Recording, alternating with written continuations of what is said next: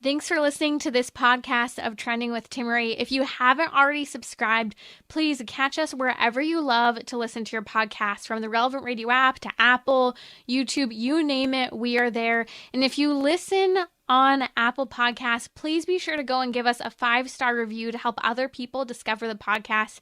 Anything you share in terms of episodes, whether it's texting it to a friend, posting on social media, helps to build up the kingdom for God, to help confront the challenging issues we face as a culture, but with joy, with hope, and with an eternal perspective where our faith collides with everyday life, bringing eternal principles to help us live our life joyfully.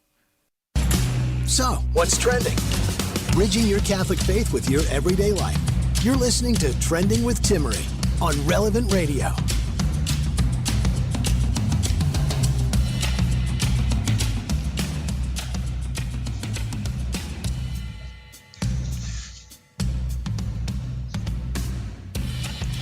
Okay, so my husband is in the other room right now, and he's eating bone marrow. And I know that that's a very ancient, old, good thing to cook your bones and eat the bone marrow. But he's literally only having bone marrow for dinner. That's all he's eating. And he's going on and on about how delicious it is and how I need to look at these big chunks of bone for bone marrow, and I'm saying no thank you. So a little bit of context. One, he's always kind of been very pro eating healthy. We eat healthy in this house, between all of my food and health issues to uh, also, he is now obsessed with Liver King. I don't know if anyone else has heard of Liver King on Instagram. If you want a good chuckle, go and check this guy out, Liver King on Instagram. And this guy luckily my husband's not obsessed with this side of it. This dude does not brush his teeth. He does not shower. I mean, maybe he showers. I don't know. But he is all kinds of into every bit of natural living. A lot of stuff I think is great and fantastic, but he basically eats all meat practically. This guy's eating liver and bone marrow in giant portions of meat.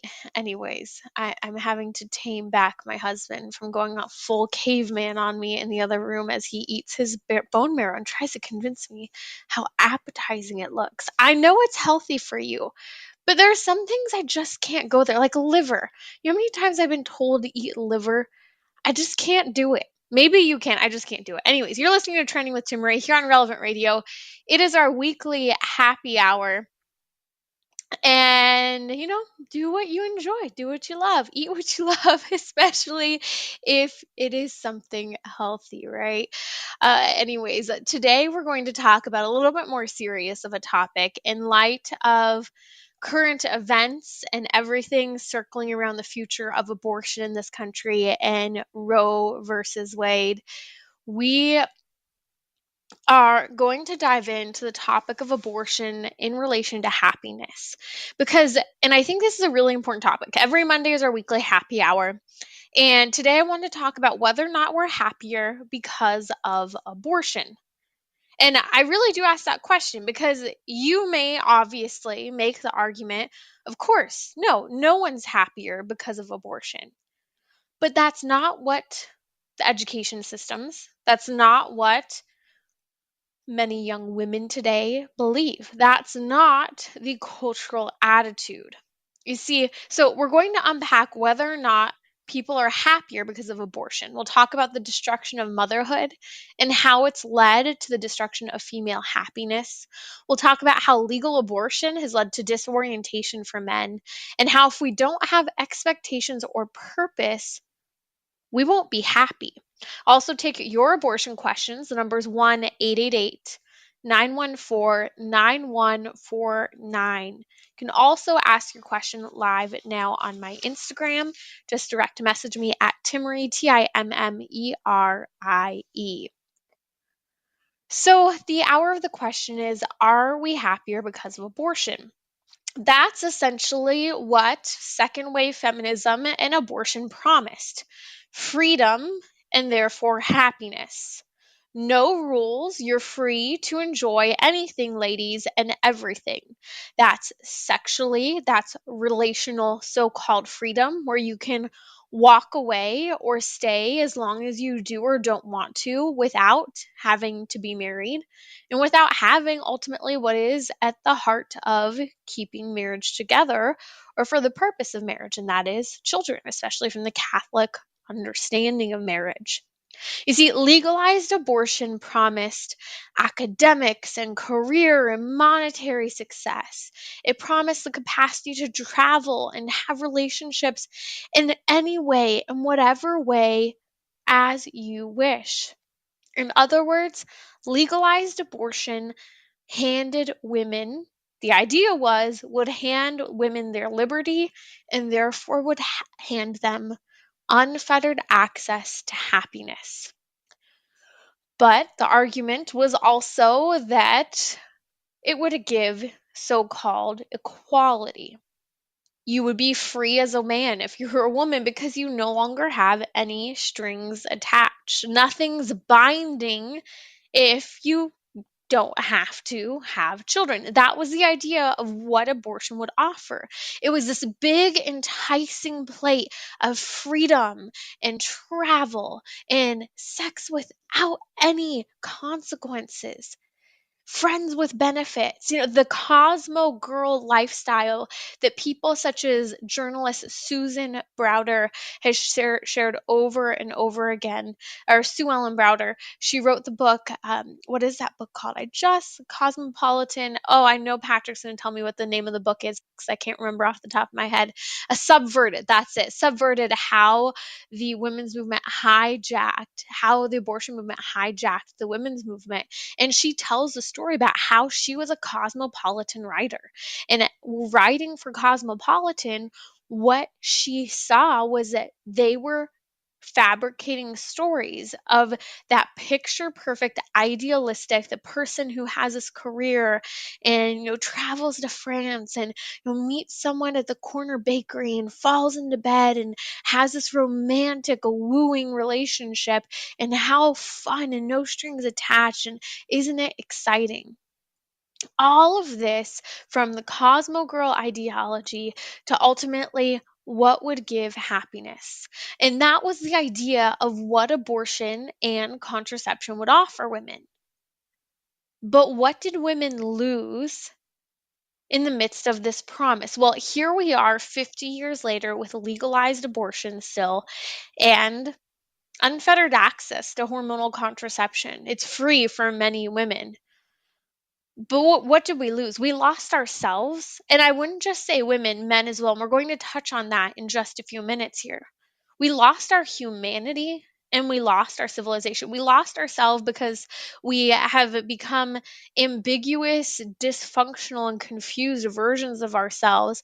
Even, I would say, not just people who believe in abortion, but even as a culture, the ideas and moments we push toward, these moments are truly, I think, for many people, we're choosing ideologies and ways of living that, although we may not be pro abortion, are promoting a culture of delay and delay and delay when it comes to having children, to the point where many women can't have children. They've waited so long, or they've delayed a serious relationship and a future marriage because they waited so long. We'll talk about that. So we've lost ourselves as men and women. We've lost our humanity, part of what makes us human, and that is sacrificial love, the social dimension of who we are, not just having social engagements, but deep rooted, loving, sacrificial relationships. And we've essentially lost our civilization. We have become uncivilized in many ways. I mean, just look at the protests and riots of what people think is okay today in the name of abortion, and rioting and protesting in and outside of churches, outside of the homes of people. And, I'm okay with peaceful protests, but some of the things that are said by people, it's shocking. And we do have to respect, the right to assemble, but we never support violence and vulgarity. So, what we've seen in all of this has led to a destruction of motherhood. A destruction of motherhood in this has impacted female happiness, I think, more than we often acknowledge as a culture. Because even for people who, again, you don't have to be pro abortion to see how this attack on motherhood has led to a very deep level of, for many women, self loathing because of your capacity to have children, as if it gets in the way of career or work, whatever it might be, of education or relationships, of having fun. That's why the vast majority of abortions are elective abortions. An elective abortion, and elective abortions make up over 99% of abortions. An elective abortion is that there's no health risk, there's no medical problem with the child. It's just, I'm having an abortion because I want to. Now, there may be any number of circumstances that lead a woman to make that choice, but she's choosing to have an abortion. She's electing to have an abortion. She's not in a experience of medical duress to do so. And the reality is there's no true medical duress that should or ever would justify having an abortion. We never place one life above the other. So, all of this being said, this attack on motherhood has led to a high level of, like I said, self loathing.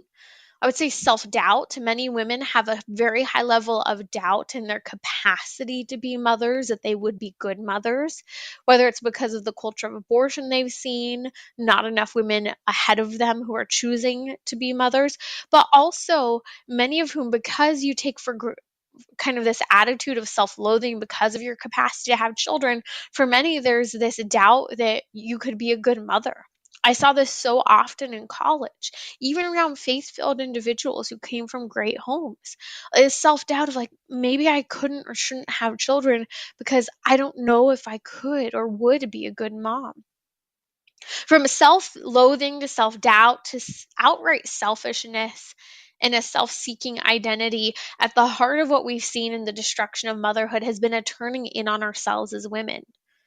Again, that self loathing, self doubt, outright selfishness, and self seeking identity, where it's all about finding myself, discovering my real identity, discovering the truest version of myself, finding those 5 quick ways to be happier, to be healthier. And all of these things, to be happy and healthy are great things. Many people do struggle with self loathing and self doubt. Who doesn't struggle with selfishness or trying to discover their identity? But the problem is, with the destruction of motherhood, instead of looking out toward others, even for young women with a hope in anticipation of having children, instead of having children and going through the difficulties from bodily transformation to lacking sleep to what you could argue, the nagging and the needs, but also the joys of motherhood, the joys of seeing, the fostering and formation of another individual, the sacrifices you can make to see someone else thrive, those difficult moments we don't want as a society. As a culture, we've been told as women, delay, delay, delay. Even people of faith. Wait, delay getting married, achieve this, accomplish that. Wait for the perfect circumstances to get married or to be okay with dating someone or to have children. Buy a house first, travel the world, buy the car, finish that degree. And some of these things can be very good, important, and practical things. However, what it's led to are two things for women. It's led to the cry of the childless, of a couple generations now of childless women. And second, it's led to what I refer to as the atrophy of the Energizer bunny. Not the freedom of the Playboy bunny that was promised with access to whatever you wanted to do because you have abortion, the fail safe. No, we've seen two things: the cry of the childless and the atrophy of the Energizer bunny. And I say that atrophy of the Energizer bunny because there are some who have no children today, or very few, or only one, because of the culture of delay, delay, wait for the perfect circumstances, or because of contraception, because of abortion. And on the other end of the spectrum, we have the atrophy of people who have been encouraged, of women who have been encouraged, you can have it all. You can do absolutely everything. You can have the higher education. You can have the high powered career. You can have all the children you want. You can also run the PTA, make everything homemade, do everything. And there are many people, and props to so many women who are holding all these balls in the air trying to do and be everything, but at the same moment we have to pause, because we're seeing overall among women today this atrophy that's occurring, this exhaustion. That's why I said it's the atrophy of the Energizer Bunny, where women are so told you can do anything, you can function, just keep going. And I keep thinking of that commercial, the Energizer Bunny, just going, going, going, tapping its hands together, not stopping. At a certain point, it's just going to run out of batteries, because that's the reality. At the end of the day, it only has so much it can give. And that's why you see many women in their middle age where, here they are, they might have a couple kids left at home still.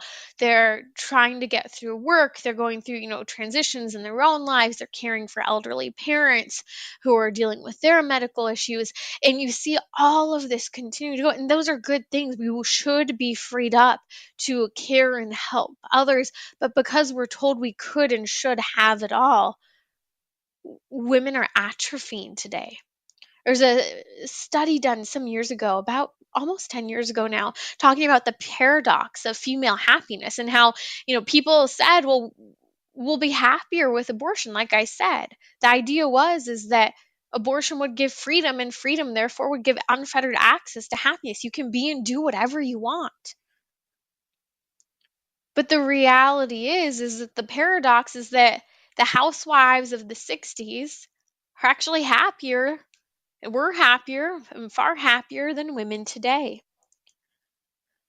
Offering abortion destroyed motherhood, not just for people who are pro abortion or on the cusp, but it destroyed it culturally in terms of how we look at motherhood, how we delay families and children. It's not just destroyed children, it's destroyed our view of ourselves as women. It's destroyed our relationship with God, because we've justified certain modes of operation that we know are contrary to the law and the purpose God had for our bodies. And so many women are leaving God as a result, or returning to a watered down version of God because that's more comfortable for them. And many women have lost relationships with men who otherwise could have been long term spouses that would have brought that reciprocity, that companionship, that challenge. Again, that paradox that we see in some of the research is that the housewives of the 50s, 60s, 40s are happier than women of the 21st century in a so-called liberated society that should have offered greater levels of happiness. And so that's why today, here on Trending, in the face of the cultural battle circling around abortion, I really want to continue to dive into this topic. Did abortion make us happier individuals? We'll look at this from the perspective of men, and we'll look at some of the solutions and take your questions on the abortion issue. The number is 1-888-914-9149. You can also direct message me now on Instagram at Timmerie, Timmerie, or Twitter to ask your question now. I'll be right back here on Trending.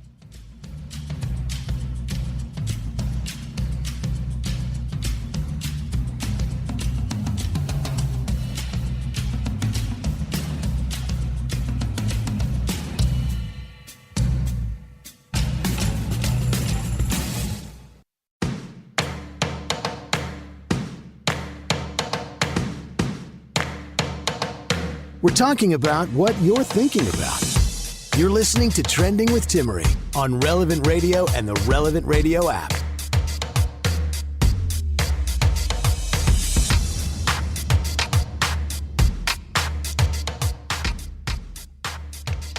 The question of the hour is, are we happier because of abortion? It's our weekly happy hour, and we're taking a little bit more of a grim topic today, because the reality is that this debate about abortion is encircling many of us. And ultimately, why those who are pro-abortion are so upset is because with abortion was promised freedom. And with freedom, unfettered access to happiness. You choose on your terms. Relationships, career, family planning, education, all of it was on your terms. It was promising happiness. And that's not in the end what it has ultimately given. But many people to this day still believe that abortion, allowing people to be free, allow people to be happy, and also to so-called be equal, because for women to live like men, apparently we have to be able to kill our children because we need to have that freedom to walk away just as a man could. But what we're ignoring at the end of the day for women is that that's just not how we're hardwired. And so it hasn't made us happier as women. There's a lot that we've forfeited and given up. You're listening to Trending with Timmery here on Relevant Radio. We've talked about the way abortion has not led to female happiness. I'd like to dive into how it's impacted men. How have men fared in 50 years of an abortive culture? Well, I would argue that first and foremost, it's led to the disorientation of the majority of men today. It's removed everything from responsibility and commitment to even risk. Maturity is being delayed, and instant gratification is normalized. So let's start at the beginning. It's removed responsibility for men. So legalized abortion, an abortive culture, removes responsibility from men. The responsibility of sleeping with someone and not walking away. Now you can walk away. Before, although that there is a natural tendency, as we know, the Coolidge effect, where men have a higher level of a predisposition to mate with multiple partners and to leave and go from one partner to the next, seeking novelty. And we'll talk about that again in just a moment. But it's encouraged that behavior in men. No responsibility for the emotions and the long term health, emotionally or psychologically or spiritually, of the woman that he sleeps with. And not alone, not to mention, no responsibility for a child that could or would result from intimacy with a woman. It has removed commitment from men, removing the idea of having long term, long standing relationships. It's actually even decreased, I would argue, risk in men. Where, yes, marriage in a certain respect you could argue is something risky. I think many people today would say marriage is certainly risky in a very divorce centric culture. But I think it also is that men have become less risky in the right ways, taking risks. It's natural for men to take risks, but they've started to take fewer risks because before they would be taking risks to support and care for their families at times. And they were willing to step out even further, put their necks on the lines at times in order to care in the best way possible for their family. Legalized abortion for men, as I said, has led to disorientation of men because it's led to a lack of maturity at all in many cases, or delayed maturity for many, many years. And I would argue more so just an absolute lack of maturity. And I look at so many men today, especially and including in the boomer generation. And I look and I know 20-year-olds that are more mature, and I think it's because of this abortive culture. I was walking around the airport and a couple weeks ago, and there were a few men of the boomer generation marching around proudly together with these giant cheese heads on their heads. None of them wearing wedding rings, all of them just looking like adult buffoons. And okay, if you're it's the Packers, right? They're in Wisconsin. If you're a Packers fan and you're cheesehead, all of these things, like, I'm all about having fun and rooting for your team. However, if you're a boomer and you're walking around like a fool at that age, proudly in the airport, at a certain point, I just kind of felt like here are these three men with no wedding rings on, just acting very dumb in the airport. And I really did look at that. Wow, this is the culture of abortion. This is the culture where there are no strings attached. There's no commitment to marriage. There's no commitment to children. Maybe they do or don't have children, but clearly, they're fine going on this trip. And there's nothing wrong with dads and men going on trips together and having fun and rooting for their sports teams. All of those are great things. But what is problematic is that we've removed the capacity or the intention to mature in our culture because we've ripped marriage and we ripped children out from under the normal developmental process of men.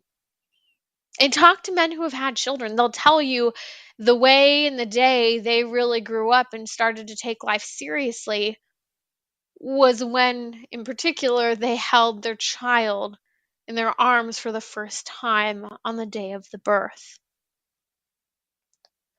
Another thing that's been removed from men because of legalized abortion, this is another reason as to why abortion hasn't made us happier as a culture, is that it's led to a normalcy of instant gratification.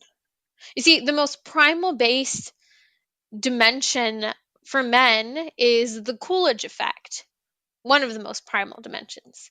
That is, that males tend to be okay with and move in the direction of multiple sexual partners and to go from one to the next, seeking novelty, moving on, and leaving it be at that.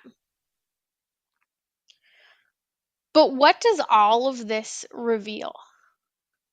From the lack of responsibility, the lack of commitment, the lack of taking risks, the decline in maturity, and instant gratification is normalized for men. And that, coming back for just a moment to instant gratification being normalized for men, this is how bad it is if we're really clear.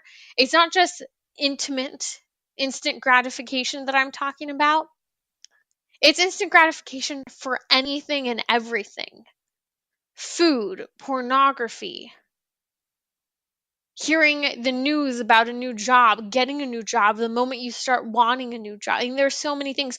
We normalize instant gratification versus it's always been historically women who have been the gatekeepers of yes or no when it comes to sexual intimacy. And as women, we've declined in saying no and have led as a reputation for our culture many women to be known as easy today, when historically that wasn't the way, because there was so much more that we were valuing and protecting, and that was our potency for motherhood. It was the protection of future children, it was the protection of our emotions, the protection of our bodies. And so instant gratification has led to all of this overall decline and disorientation for men. But what all of this really reveals, when you look at abortion in relation to the disorientation men are going through, that failure to launch syndrome, that whole culture centering around men today, what it reveals on a very profound and deep level about the human person is how true the sexual complementarity of men and women really is. Women and children ultimately civilize men. This complementarity brings out the best in what is other in each other. And both men and women, men as well, can bring out the best in women. But in particular, we know that it's a woman who calls a man to the mission, the vocation, the responsibility of fatherhood. We bring out in each other the best in the other. This high rate we see of post-abortive men is seen in prison systems. Many men in prison today have gone through an abortion. As I mentioned a moment ago, this reveals the failure to launch syndrome where many men are just never launching into their lives. It's a part of the epidemic of singleness, and it's part of the epidemic of loneliness, all of which are also connected to high depression rates, anxiety rates, and medication for those, as well as suicide rates. I was looking at a report today that reports the highest rate of loneliness. This is from the American Perspective Survey that just came out. The highest rate of loneliness is among men who report watching porn in the last 24 hours. regularly watching and looking at porn. You see, this is the culture we live in, the total and absolute disorientation for men. It leads to ambiguity and purpose and function. And we're going to talk in just a moment about how the solution centers around expectations and purpose, and how expectations and purpose help to bring happiness in life. You're listening to Trending with Timmery here on Relevant Radio. Justin from Campbell, California is on the line to talk about how he was impacted by abortion. Justin, welcome to Trending. Yes, thank you for taking my call. A little bit of background about me. My wife and I had been together for 18 years, married 14. We were expecting our third child when we were informed that there was a severe genetic disorder and for the safety of the mother, and they recommended termination. And so we, practicing Catholics, and it was devastating. It was devastating, and that happened 3 years ago, and our marriage never recovered. And in the past 4 months, she's filed for divorce. It's the impact has just been devastating. Justin, I want to thank you for sharing your story, and I want you to know you're praying for you. I remember that God is so powerful, and there's nothing that is out of the reach of the mercy and love and intervention of God. And I'm praying for you. I'm praying for your wife. So many prayers for you guys. I can't even imagine what that was like for you, having gone through an abortion with your third child as practicing Catholics, and learning about a genetic disorder for your baby. Your wife and you must both be going through so much, and I hope that you can find hope in healing, both of you individually and together, especially looking at resources such as Project Rachel. I believe the website is, yes, it is hopeafterabortion.com. I hope this is something that you can help to get into the hands of your wife as well as yourself. There are resources for men, for healing after abortion. But we're going to pray for you, Justin. I ask anyone who's listening right now to pray for Justin, to pray for his wife, to pray for all three of their children. And remember that our children are gifts, and those children, we pray for them. We pray for them, pray for their intercession, especially those children in heaven. So we'll just pause. I want to pray. I hope anyone joining us now will pray with me for Justin. Justin, if you're still with me, I'd like to pray a Hail Mary together. If you'll pray the second half of the Hail Mary in the name of the Father, and of the Son, and of the Holy Spirit. We're praying for healing for your marriage, for your wife, for you, and for your baby and your children. We'll pray, Hail Mary, full of grace, the Lord is with thee. Blessed art thou among women, and blessed is the fruit of thy womb, Jesus. Mary, Mother of God, pray for us sinners now and at the hour of our death. Amen. Amen. Our Lady of Hope, pray for us. And Saint Joseph, terror of demons, pray for us. In the name of the Father, and of the Son, and of the Holy Spirit. Amen. Okay, anyone listening, please continue to pray for Justin. Justin, we are praying for you and your family. Again, and anyone who's been through an abortion, or if you know someone who has, just putting that resource out there. Project Rachel, hopeafterabortion.com. Again, that's hopeafterabortion.com. We'll post that in the podcast notes for today's show, as well as posting that now on social media. I'll post that on Twitter and Facebook. So please grab that link so that you can have that resource for anyone who may need it. And remember, the wounds from abortion run so deep in our families, in our culture, in our medical world. Someone who again was recommended to have an abortion because their child had a genetic disorder, that did not do anything to save their marriage. That did not do anything to save that baby. And I will just mention, because this research has come out over the last 6 months or so that many of those tests, and Justin, I'm praying with you and with you if you haven't heard this or didn't know this, pray through this because I know it's got to be hard to hear. I've heard from so many parents who've heard this over the last 6 months. And it's been heartbreaking that the research has come out and the truth has come out that there have been many false positive tests when it's come to genetic testing, where the test claims that there's some sort of genetic problem with the child, but those were false positives, and that the failure rate was up to 80% and higher in these genetic tests, and that medical professionals have been encouraging abortion, which is so wrong. One, because we should never, ever, we do no harm. It's part of the Hippocratic Oath that doctors used to always take, and many still do. Should never do any harm to intentionally kill a child.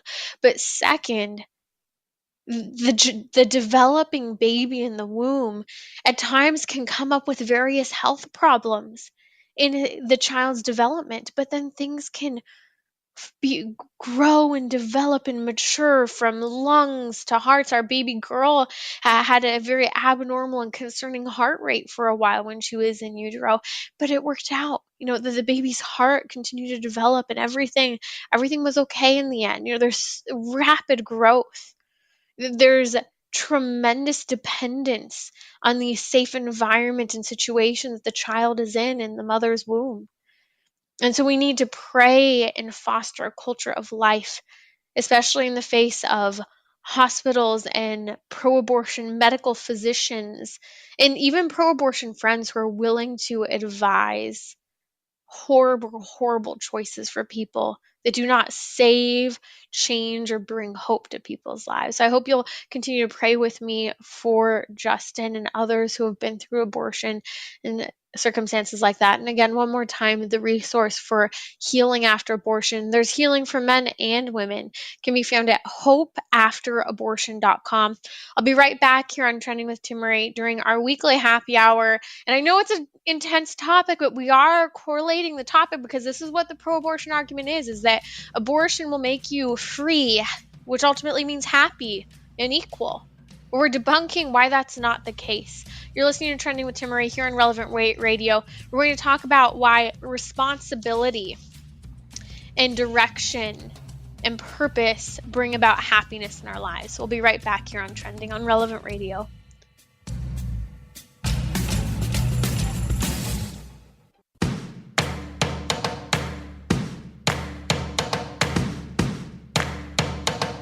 We're talking about what you're thinking about. You're listening to Trending with Timmery on Relevant Radio and the Relevant Radio app.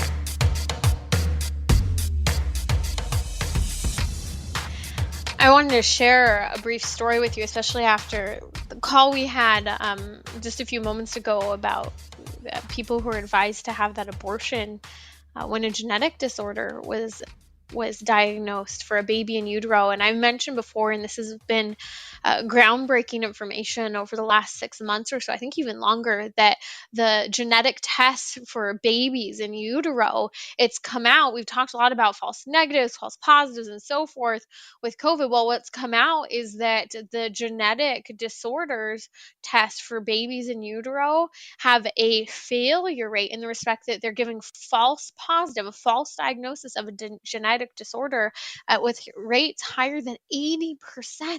Higher than 80%.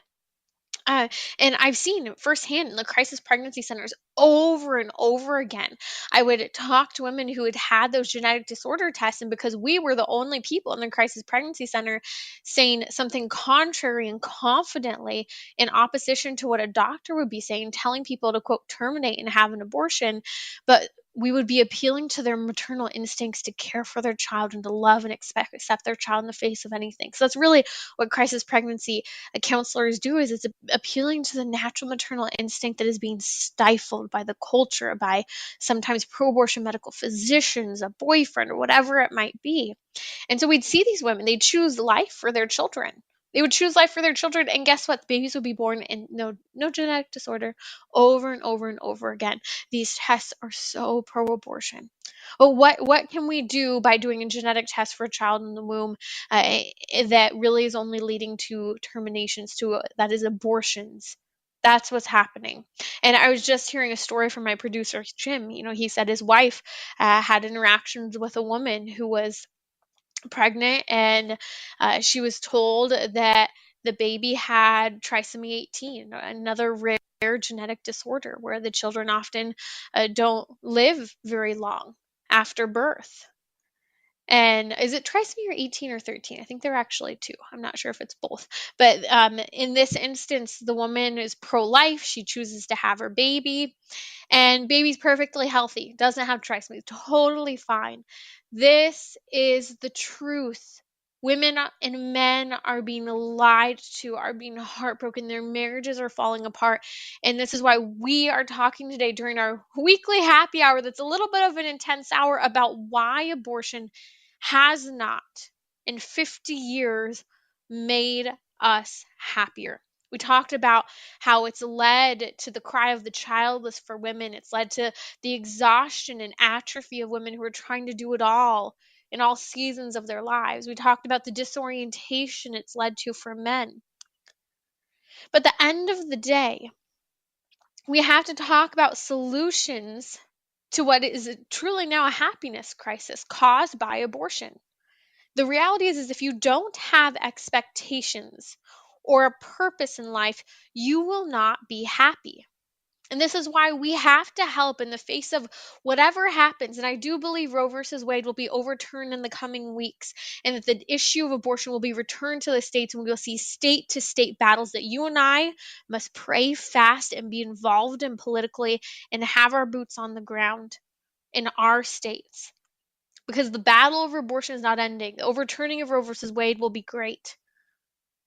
But our ability to create pro life laws and viscerally fight against pro abortion laws and to stand in front of those abortion clinics where abortions continue to be performed is our duty and our responsibility. We've been a little bit lazy as a culture, but it's also a cultural battle and debate today. And so when we talk about the solution to the happiness crisis caused by abortion, we must reclaim motherhood for women, appealing yet again to that natural maternal desire and fostering and encouraging that natural maternal desire. It's fascinating, even based on parts of the country, especially having traveled a lot over the last 5 years or so, and now living in the Midwest versus having lived in California. Even just see the difference in attitudes of teenage girls toward children in California versus teenage girls toward children in the Midwest. There's a far greater interest in children, in babies from people in the Midwest than there was in California, because we live in such a pro abortion culture in California. We're shutting off this maternal desire that is rooted from such an early age, just naturally in children. Little girls choose of their own volition to find things to snuggle and cuddle and feed and nourish and carry and care for. But that's natural toward little girls, toward babies, baby girls. When I've worked in the crisis pregnancy centers, like I worked in one for 5 years. I've collaborated with crisis pregnancy centers across the nation for years, and I sidewalk counsel. I started sidewalk counseling when I was 13 years old. It's God, truly, it's only God. And you say yes, and He will work with you where you're at in the midst of your weaknesses, your faults, and everything. If you say yes to Him, that's why I hope that if you're listening, say yes to getting involved in the pro life movement. Say yes to prayer. Say yes to fasting. Say yes to getting involved in whatever way you're being called. But working in the crisis pregnancy centers in sidewalk counseling, really at the heart of what that work is for those counselors, is helping to reignite the maternal instinct and desire of women whose maternal instinct and desire has been stymied, that it has been muffled out and destroyed and ravaged by educators, by men, at times by parents, by social media, by videos they're watching, by so many different things. It's coming at them from every direction. And I was talking just the other day to Dr. Susan Caldwell here on Friday. We were talking about firsthand experience of both of us having worked in the crisis pregnancy centers. And she was talking about a recent client she had who had come into her office and was looking to have an abortion and was there really for someone to help change her mind. And it was really just a matter of appealing to her natural maternal instinct. I was counseling a woman just last week who was in abortion minded situation and just reminding her, you're a mom already. Let those motherly instincts come out, and helping them to see that. And I think that with that reclaiming of our motherhood and appealing to that maternal desire, that also comes with acknowledging fears of motherhood, fears of inadequacy at being a mother one day, fears even about the pain of childbirth, and telling and listening and hearing where people are at. I remember I had a friend in college. She was terrified at the idea of being a mom because she thought she would not be capable. She thought she would be a terrible mom. She was swearing off dating, swearing off marriage, swearing off having children. And I was working in the crisis pregnancy center at the time, and I've been sidewalk counseling. And yeah, I've heard that. I heard that in front of the crisis pregnancy centers with women who are already pregnant. I had already heard it with women who weren't pregnant yet. And I remember just saying to my friend in college, I know right now the idea of motherhood is terrifying. And you feel like you're not capable. You feel like you would be a terrible mom, and feel like you didn't have good examples and role models of motherhood. But that's right now. Being in the right context of being with someone who you could see being a good father, having matured a little bit more, being entrusted by God with a particular child He is entrusted to your care, He equips you. You will be a great mother. And just appealing to the fact that you will be a good mother. The fact that you even have fear or trepidation about motherhood is a good thing. Those are actually your maternal instincts already coming out, saying that you care about something that matters so much. And so we need to build women up to the gift of motherhood, to the gift of children. We have to talk about the joys of raising kids, the joy and the gift and the good thing of raising children full time. It's okay sometimes if you need to do a little part-time work as you're raising your children. That familial support, having a community is very helpful in raising your kids. About the difference it makes when you have a good dad helping you to raise your children. This is why the dating scene is so important. We talked about the disorientation of men. How do we regain that orientation for men? Men are called to be husbands and fathers. They're called to have responsibility. They're called to maturity. Enough with this illusional attitude and approach to what it means to be a man today. You're called to be all in, gentlemen. It's okay if you're afraid of being a dad, if you're afraid of failure, if you're afraid of all of the burdens on your shoulders to protect, to provide. It's okay if you feel like you lacked role models, you had a bad dad. In God, all things are powerful. All things are possible. In God, we have the perfect role model. The fact that there is fear and nervousness about being a father or a mother is a good thing. Those are paternal and maternal instincts kicking in, telling you to reevaluate and plan and be wise in how you prepare for and care for children. Even think to the choice that St. Joseph himself made. St. Joseph was facing a crisis pregnancy. He discovered he was a father in the most unique circumstances, but he chose to stay. He chose to stay with Mary. He chose to stay with Jesus, and he became a saint. If that's possible for St. Joseph, what is possible for you as well? I even think of my own husband. I have seen how from pregnancy to postpartum to being a dad, it has each of these phases have brought out the absolute best in my husband. While being pregnant, he has always been so good at being thoughtful and picking up the slack and stepping up when I had needed him to. when I was more dependent than ever during postpartum. Oh my gosh, I especially with moving across the country and really kind of struggling off and on with depression because of that move, being away from all of our family, all of our friends. He did the cooking every night for months. For months, did the cooking every night, was helping take care of, cleaning, was helping take care of me, just take care of everything. Brought out the absolute best in him. And being a dad has brought the absolute best out in him. This is what is possible for men today, but abortion has subverted and hijacked that. We have to tell the truth for men and women. The reality is even if we look at the reality, married couples report higher levels of intimate satisfaction. Parents report greater levels of fulfillment in life. Abortion didn't give freedom, the happiness that it promised. It gave loneliness, despair, self loathing, dissatisfaction, and disorientation. Women who parent are happier for it. There's a study that showed women who were turned away from having access to abortion because of pro-life laws and limits on abortion, and the further they got away from actually having that abortion and being, having to keep their baby because they didn't have access to abortion, the happier they were. The happier and the happier and the happier they were with the choice. It was an easy choice, no, but the happier they became. And I saw firsthand for years in the crisis pregnancy centers that was it easy for women to choose life for their babies? No, but they were happier when they did. We'd walk with women who didn't choose life and chose abortion. We walked with women who chose life, and we'd see the stark contrast of the joy that motherhood and the potential for new life gave.